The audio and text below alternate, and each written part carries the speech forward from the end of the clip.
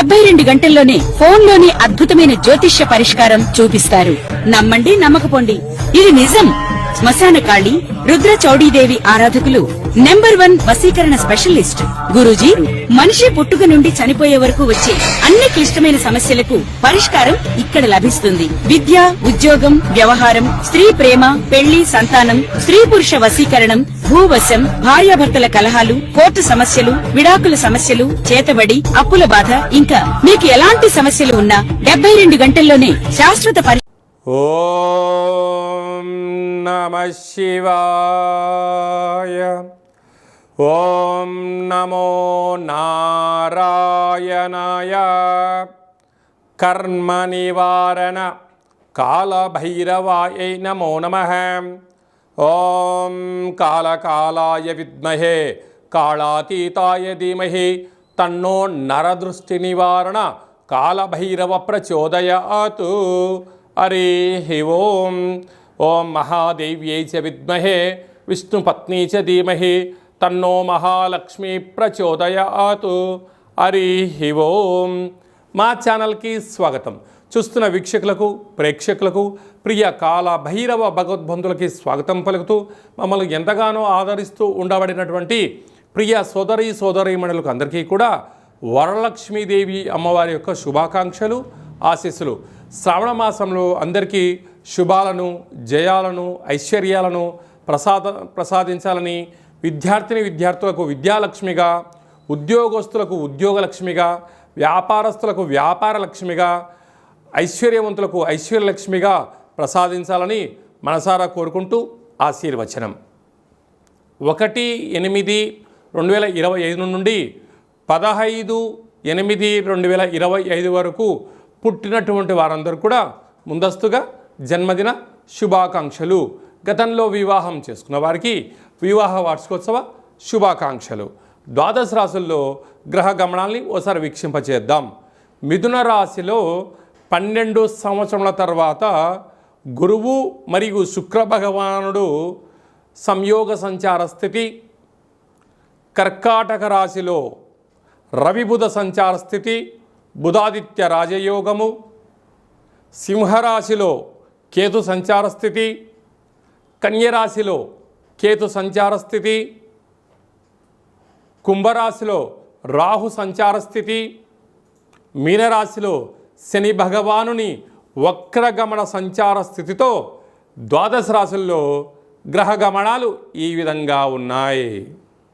మనకు శ్రావణ మాసంలో ముఖ్యమైనటువంటి పండగల గురించి క్లుప్తంగా, సవివరంగా, సంపూర్ణంగా తెలుసుకుందాం. 1వ తారీఖు 8వ నెల 2025 శ్రావణ మాస శుద్ధ అష్టమి శుక్రవారము సందర్భంగా ఆ రోజు స్వాతి నక్షత్రం అయింది కనుక స్వాతి నక్షత్రంలోనే సాక్షాత్గా మహాలక్ష్మీదేవి అమ్మవారు జన్మించడం జరిగింది కనుక కళౌ వెంకటనాయక అనగా వెంకటేశ్వర స్వామి వారిని స్మరించడం, ధ్యానించడం. మనము పసుపు రంగు వస్త్రంలో 27 నాణెములను ఉంచి, కొబ్బరికాయను ఉంచి, నవధాన్యాలను ఉంచి ముడుపు కట్టడం వలన వచ్చే సంవత్సరం లోపల లక్ష్మీదేవి మన ఇంట స్థిర నివాసంగా ఉంటుందని చెప్పి గమనించాలి. 8వ తారీఖు 8వ నెల చాలా అరుదైనటువంటి కాంబినేషన్. 1/1/7/7 అంటే 7 కొండలు 7వ తారీఖు ఎలా చెప్పుకుంటామో 8వ నెల 7వ తారీఖు 2025 శ్రావణ మాస 2వ శుక్రవారము మనం వరలక్ష్మి వ్రతం అని ఉంటాం. భూమండలం అంతనూ కూడా పెద్ద పండగ.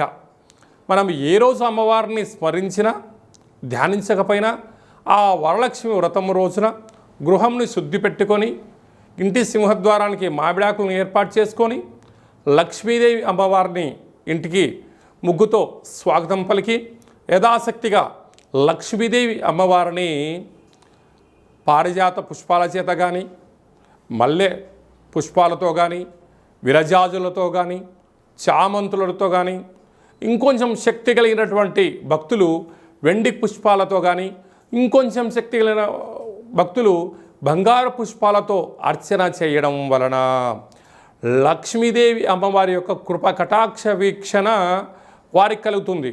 ఇక్కడ వస్తువు ప్రధానం కాదు, భక్తి ప్రధానము. కనుక అమ్మవారిని మనస వాచ కర్మణ ఎవరైతే పూజిస్తారో వారికి అద్భుతమైన లక్ష్మీదేవి అమ్మవారి యొక్క ఐశ్వర్యం కలుగుతుంది. అలాగనే గృహంలో అందరూ నిత్య సౌభాగ్యం, నిత్యము ఐశ్వర్యం ఉండడం కోసము మనం ఆ రోజు ఏం చేస్తామంటే వరలక్ష్మి వ్రతాన్ని ఏర్పాటు చేసుకొని శనగలను నానబోసుకొని పాయసాన్న భక్ష భోజనాలు ఏర్పాటు చేసుకొని బంధువులకు, మిత్రులకు, స్నేహితులకు, సన్నిహితులకు ఆ రోజు మనం పేరంటానికి పిలిచి వారికి లక్ష్మీదేవి అమ్మవారి యొక్క పేరు చెప్పి వాయన తాంబూలాన్ని ఇస్తూ ఉంటాం. అనక శ్రావణ మాసంలో మన ఇంటికి వచ్చిన ప్రతి ఒక్క పురుషుడు నారాయణ స్వరూపమని, స్త్రీమాతలు ఆడవారందరూ కూడా లక్ష్మీమాత స్వరూపమని భావించాలి. వచ్చిన వారిని సగౌరవంగా ఇంటికి ఆహ్వానం చేసి వాళ్ళు కాళ్ళు కడుక్కోమని చెప్పి వారి యొక్క కాళ్ళకు పసుపును పూసి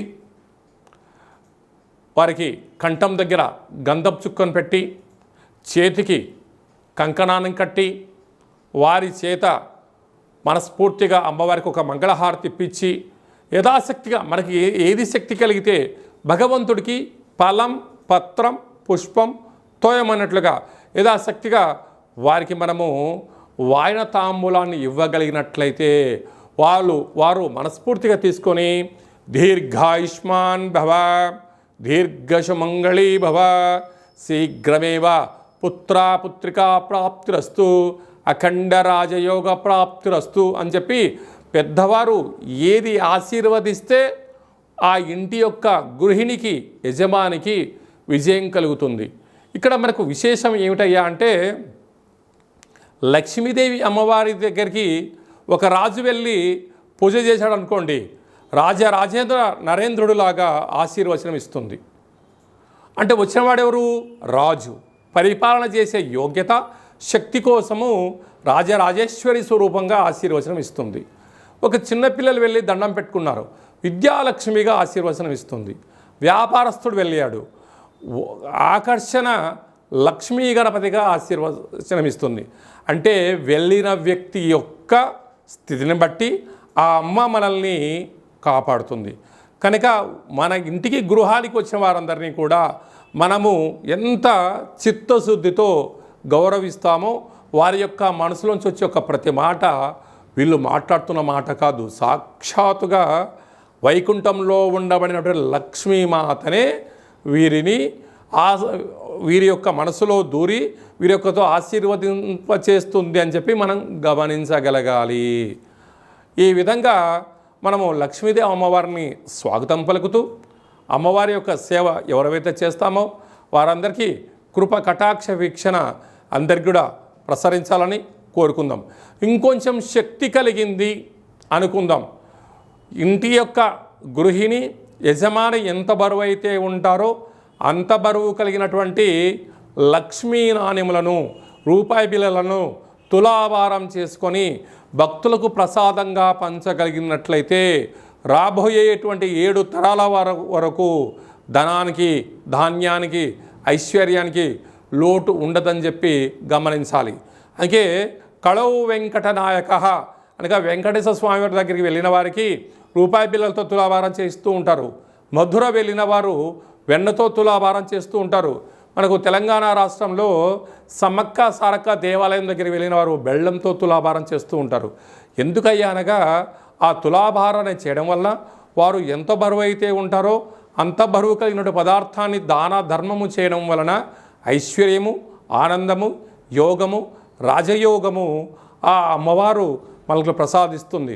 కనుక ఈ శ్రావణమాస సందర్భంగా మనమందరము కూడా ఇలాంటి తులాభార మహోత్సవ కార్యక్రమంలో పాల్గొందాం, అమ్మవారి యొక్క ఆశీస్సులు పొందుదాం. ఐశ్వర్యానికి, ఆనందానికి మన ఇంట లక్ష్మీదేవి స్థిర నివాసంగా ఉండాలని కోరుకుందాం. అదే కాకుండా మనకు 9వ తారీఖున రాఖీ పూర్ణిమ, రక్షాబంధనము, జంధ్యాల పండగ అంటారు. అనగా బ్రాహ్మణ, వైశ్య, క్షత్రియ, విశ్వకర్మలు, పద్మశాలీలు ఈ 5 వర్ణాల వరకు యజ్ఞోపవీతం ఉంటుంది. ఆ రోజు యజ్ఞోపవీతాన్ని మార్చుకోగలగాలి.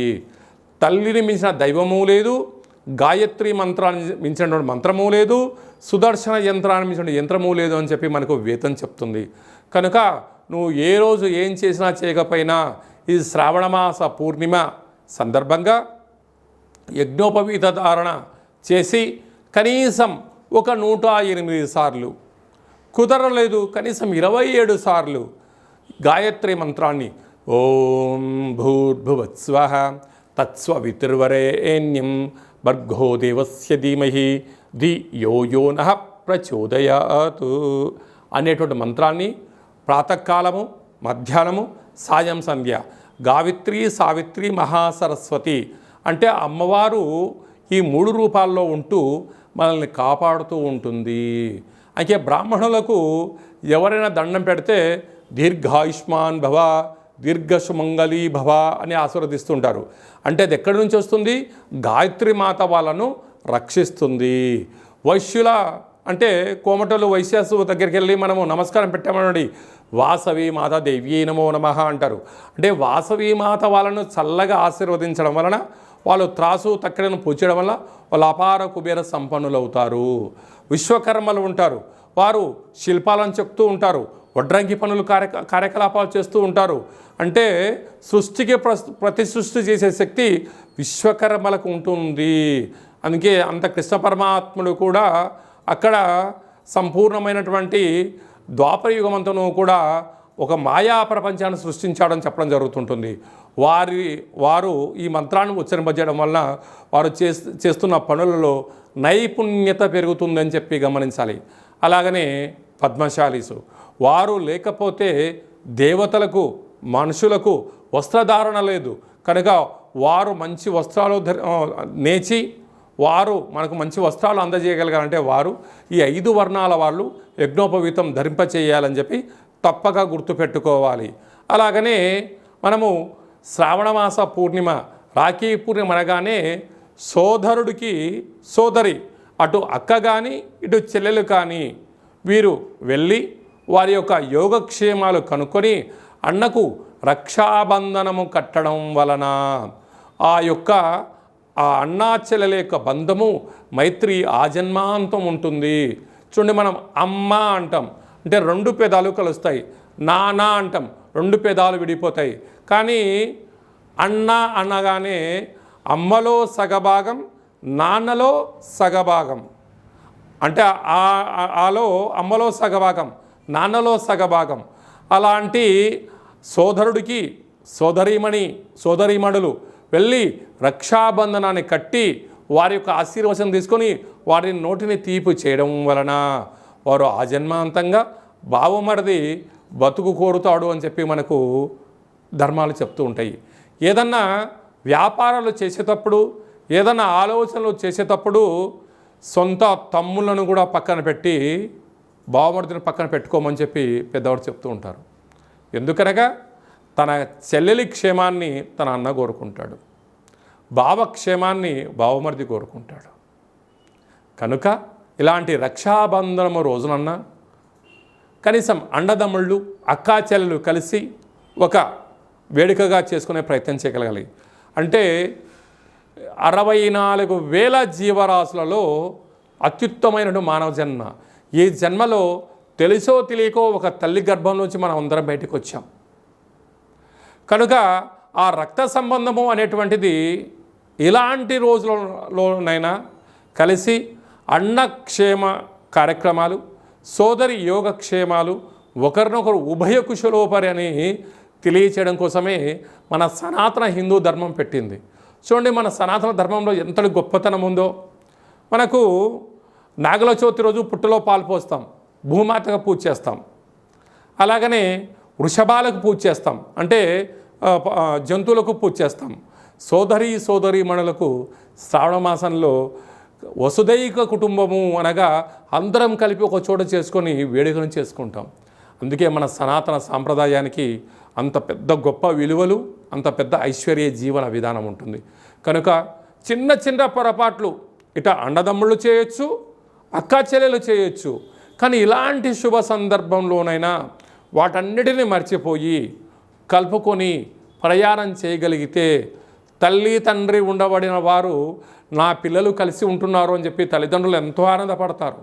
తల్లిదండ్రులు లేనటువంటి వారందరూ నేను లేకపోయినా నా కొడుకు నా కూతురుతో మైత్రిని మంచి స్నేహ సంబంధాన్ని కలిసి ఉంచుకుంటాడని చెప్పి గతించిన పితృదేవతలు ఆశీర్వచనం వలన ఇరువురు కుటుంబాలు బాగుంటాయి, ఇరువురు యొక్క వంశము ఆ చంద్రార్కం వరకు కలిసి ఉంటుందని చెప్పి మనకు వేదం చెప్తుంది. కనుక మనిషి అనేటువంటి వారు చిన్న చిన్న తప్పులు చేస్తూ ఉంటారు. చెల్లెలు ఏదో తప్పు చేసిండొచ్చు, అన్న కూడా ఏదో అనిండొచ్చు. కానీ ఇలాంటి సందర్భాలలో దయచేసి ఏది మనసులో ఉంచుకోవద్దు. అన్నీ మర్చిపోయి అన్న చెల్లెలతో మాట్లాడడంలో తప్పలేదు, చెల్లెలు వచ్చి అన్నతో మాట్లాడడం తప్పలేదు, ఇరువురు కుటుంబాల్లో ఎవరు కుటుంబానికి వెళ్ళినా తప్పలేదు. వెళ్ళి ఆ యొక్క రక్త సంబంధాన్ని ఈ జన్మకే మనం రక్త సంబంధమే ఉంటాం కనుక ఈ జన్మలో ఉండబడినటువంటి మైత్రి బంధాన్ని కాపాడుకుందాం. భావితరాలలో మన పిల్లల్ని కూడా వారికి మన రక్త సంబంధం ఇది, నువ్వు చెల్లెలతో ఇలా ఉండాలి, నువ్వు అన్నతో ఇలా ఉండాలని మనం ఆచరింపచేస్తే మన పిల్లలు ఆచరింపచేస్తారు. మనం ఆచరించలేదు, మన పిల్లలు ఆచరింపచేయరు. కనుక అందరికీ సోదరీమణులకు అందరికీ కూడా సనాతన ధర్మ సంరక్షకులకు జ్యోతిష్య అభిమానులకు అందరికీ కూడా రక్షాబంధన శుభాకాంక్షలు. అందరికీ శుభాన్ని, జయాన్ని, ఐశ్వర్యాన్ని ప్రసాదించాలని మరొక్కసారి మహాలక్ష్మీదేవి అమ్మవారిని కోరుకుందాం.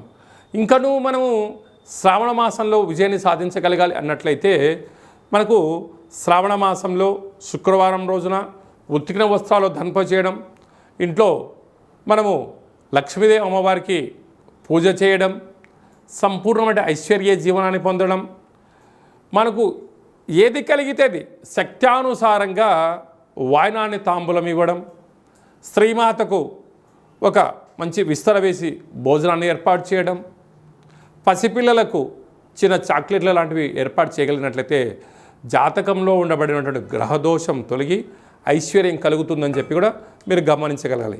ఇంకనూ మనం విజయం సాధించగలగాలి అన్నట్లయితే ఈ యొక్క పాత్ర కంచు పాత్ర, కంచు మోగినట్టు కనకంబు మోగదు గదరా సుమతి అని చెప్పి మనకు సుమతి శతకంలో చెప్పడం జరిగింది. ఇందులో 12 రాసులు అచ్చు వేయడం జరుగుతుంది. ఈ పాత్రను ఇలా ఎడమ చేతులతో పట్టుకొని ఇలా ఒక్కసారి శబ్దం చేస్తే ఈరోజు ఓంకార శబ్దం రావడం ప్రారంభిస్తుంది.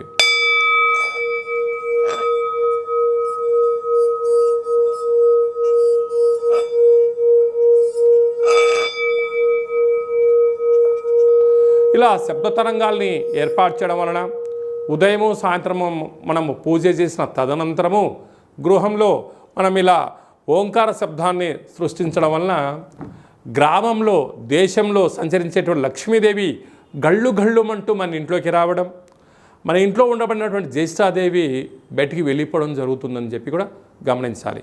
ఈ అక్షయ పాత్రతో పాటు మీకు కాళభైరవ స్వామి యొక్క పూజా కార్యక్రమం 27 రకాల వస్తువులతో దిష్టి తీయించడం కూడా జరుగుతుంది. కనుక మనమందరము కూడా ఈ శ్రావణ మాసంలో కాళభైరవ స్వామి వారికి అక్షయ పాత్రను ఇంట్లో ఉంచుకుందాం. ఐశ్వర్యానికి, ఆనందానికి స్వాగతం పలుకుతామని చెప్పి గమనించాలి. మీ వ్యక్తిగత జాతకం తెలుసుకోవాలనుకుంటున్నారా? మీ పేరు, పుట్టినటువంటి తేదీ, నెల, సంవత్సరం, పుట్టిన సమయం రాసి మీరు వాట్సాప్లో పంపించగలిగినట్లయితే 100 సంవత్సరముల జాతకాన్ని సంపూర్ణంగా సవివరంగా వ్రాసి మీకు పంపించి మీరు పుట్టినప్పుడు గ్రహ గమనాలు ఎలా ఉన్నాయి, ప్రస్తుతం ఎలా ఉంటున్నాయి, రాబోయే కాలంలో ఎలా ఉండబోతున్నాయో వివరిస్తూ మీరు విజయం సాధించేంత వరకు మన యొక్క కాళభైరవ ఆశ్రమం దగ్గర నుంచి అన్ని విధాలా మీకు తోడు నీడగా ఉంటామని చెప్పి గమనించగలగాలి. అదే కాకుండా కూడా చాలామందికి పుట్టినటువంటి కాల సమయంలో డేటా బర్తులు లేనటువంటి వారికి మీ పేరు యొక్క మొదటి అక్షరాన్ని అనుసరిస్తూ, రాశిని అనుసరిస్తూ, గవళ ద్వారా అనగా రమణ శాస్త్రం ద్వారా భూత, భవిష్యత్, వర్తమానాన్ని తెలియజేయడం జరుగుతుంది. కనుక జాతకాన్ని తెలుసుకుందాం, జీవితంలో ఉండబడిన అడ్డంకులను తొలగించుకుందాం, ఐశ్వర్యాన్ని, ఆనందాన్ని పొందుదామని చెప్పి గమనించాలి. కనుక ఆసక్తి గలవారు అపాయింట్మెంట్ తీసుకొని సంప్రదించగలరు. అందరికీ ఈ శ్రావణ మాసంలో శుభం, జయం, లాభం జరగాలని కోరుకుంటూ ఆశీర్వచనం. ఓం శతమానం భవతి శతాయు పురుష సతేంద్రియ ఆయుష్యేవేంద్రియే ప్రతిష్టతి. ధనం ధాన్యం బహుపుత్రలాభం శత సంవత్సరం దీర్ఘమాయు. సర్వే జనా సుఖినో భవంతు. లోకా సమస్తా సుఖినో భవంతు. సర్వం మహాలక్ష్మీదేవతార్పణమస్తు. హరి ఓం. ఈ వీడియో మీకు నచ్చినట్టయితే లైక్ చేయండి, షేర్ చేయండి. అందరికన్నా మీ వ్యక్తిగత జాతకాన్ని ముందుగా మీరు తెలుసుకోవాలి అనుకుంటున్నట్లయితే మా ఛానల్ని సబ్స్క్రైబ్ చేసుకోండి, గంట సింబల్ ప్రెస్ చేయండి, అలానే బటన్ కూడా తెలియచేయండి. హిందూ ధర్మాన్ని కాపాడండి. వృషభ రాశి వారు శ్రావణమాస సందర్భంగా లక్ష్మీదేవి అమ్మవారిని ఎలాంటి వస్త్రాలతో, రంగులతో, పుష్పాలతో పూజించడం వల్ల లక్ష్మీదేవి అమ్మవారి యొక్క కృప కటాక్ష వీక్షణ కలిగి రాజయోగం కలుగుతుందో ఈ వీడియోలో సవివరంగా సంపూర్ణంగా తెలుసుకుందాం. వృషభ రాశిలో ఏ నక్షత్రాలు వస్తాయగా కృత్తికా నక్షత్రంలోని 2, 3, 4 పాదాలు, రోహిణి నక్షత్రంలోని 4 పాదాలు, మృగశిర నక్షత్రంలో 1, 2 పాదములు కలిపితే వృషభ రాశి. అలాగనే రాశాధిపతి శుక్ర భగవానుడు. వీరికి 2వ స్థానంలో రాశాధిపతి శుక్ర భగవానుడు, ధనస్థానంలో దేవగురు బృహస్పతి సంచారం చేయడం వలన విపరీతమైన రాజయోగం వృషభ రాశి వారి సొంతం. స్థిరాస్తులు, చరాస్తులు, లావాదేవీలు, పెట్టుబడులు, షేర్లు, క్రయ విక్రయాలు, నూతన వస్త్రాలు, బంగారు ఆభరణాలు, ఇంటికి ఉపయోగపడేటువంటి ఎలక్ట్రానిక్ వస్తువుల యొక్క వినియోగం పెరగడం, ఆదాయం పెరగడం, విలాసవంతమైన జీవితాన్ని పొందడంలో వీరికి వీరే సరిసాటి అని చెప్పి గమనించాలి. తృతీయంలో బుధాదిత్య రాజయోగం ఉండడం వలన ప్రభుత్వ ఉద్యోగ ప్రయత్నం చేసేవారికి ఇది చాలా శుభ తరుణం. అలా తల్లి దగ్గర నుంచి కానీ, తండ్రి దగ్గర నుంచి కానీ ప్రభుత్వం యొక్క ఉద్యోగము సంక్రమించేటువంటి వారందరికీ ప్రభుత్వం పిలిచి వీరికి ఉద్యోగ అవకాశం కల్పించబోతుంది. అలాగనే ప్రభుత్వ అధికారులతో, న్యాయ సలహాలు సూచన అధికారులతో మీరు ఎంత వినయంగా, విధేయంగా, మౌనంగా ఉండగలిగితే మీకు అలాంటి ఉన్నతమైన శిఖరాలు వృషభ రాశి వారి సొంతమవుతాయి. అలాగనే అర్ధాష్టమకేతు చిన్న చిన్న విషయాలకు ఆందోళన తగదు. అంటే ఒకరోజు భక్ష్య పాయస భోజనాలు తినేవారం మనమే, ఒక్కో రోజు పచ్చడితో ఆహారం తినేవాళ్ళం కూడా మనమే. కనుక ఉందని ఆనందమొద్దు, లేదని విచారమొద్దు. ఈ రెండిటిని సమస్థితిగా చూడగలిగినట్లయితే వీరికి వృషభ రాశి వారికి అపారమైనటువంటి ఐశ్వర్యము వీరి సొంతం కాబోతుంది.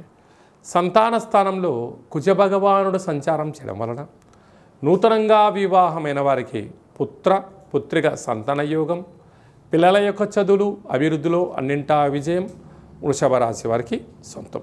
రాజ్యస్థానంలో రాహు అనేక మంది శత్రువులు పొంచి ఉన్నారు, తస్మాత్ జాగ్రత్త. ఏకాదశంలో శని భగవానుడు. మీరు ఒక్కసారి ఒక నిర్ణయం తీసుకున్నారా, అది నెరవేర్చేంత వరకు నిద్రపోకుండా అహర్నిశలు తిప్పలు పడుతుంటారు. అది మంచిదే, కానీ కాలము, సమయము, చేసే పనిపైన ఏకాగ్రత, పెట్టుబడులను అన్నిటినీ చూసుకొని ప్రయాణం చేయగలిగితే మంచి కాలం. లేకపోతే సమయం వృధా అవ్వడం, అప్పుల పాలయ్యే పరిస్థితి చాలా అధికంగా ఉంటుంది. అది ఏ కాకుండా ఈ శ్రావణ మాసంలో లక్ష్మీదేవి అమ్మవారిని ఇంట్లో మనం కలశం పైన ఏర్పాటు చేసే వస్త్రాన్ని కానీ, అంటే అమ్మవారికి అలంకరించేటువంటి వస్త్రాలు కానీ, శ్వేతవర్ణం తెలుపు రంగు వస్త్రాన్ని ఏర్పాటు చేయడం, తెల్లటి పుష్పాలతో అర్చన చేయడం, వెండి పూలతో అర్చన చేయగలిగినట్లయితే విపరీతమైన రాజయోగము, అంటే ఒకవైపు గ్రహయోగం అద్భుతంగా ఉండడం వలన వృషభ రాశి వారికి ఇంకనూ ఐశ్వర్యమైన యోగం కలుగుతుంది. ఇలాగా హోటల్ వ్యాపారస్తులు, నీటి వ్యాపారస్తులు, సాఫ్ట్వేర్ ఉద్యోగస్తులు, స్వయం వృత్తులు, సేవా రంగాలు, సంపూర్ణమైనటువంటి మార్కెటింగ్ రంగం బిజినెస్ చేసేవారు, వస్త్ర వ్యాపారాలు, అలాగనే బంగారు స్వర్ణకర్త వ్యాపారస్తులకి ఇది చాలా శుభతరుణం అని చెప్పి గమనించాలి.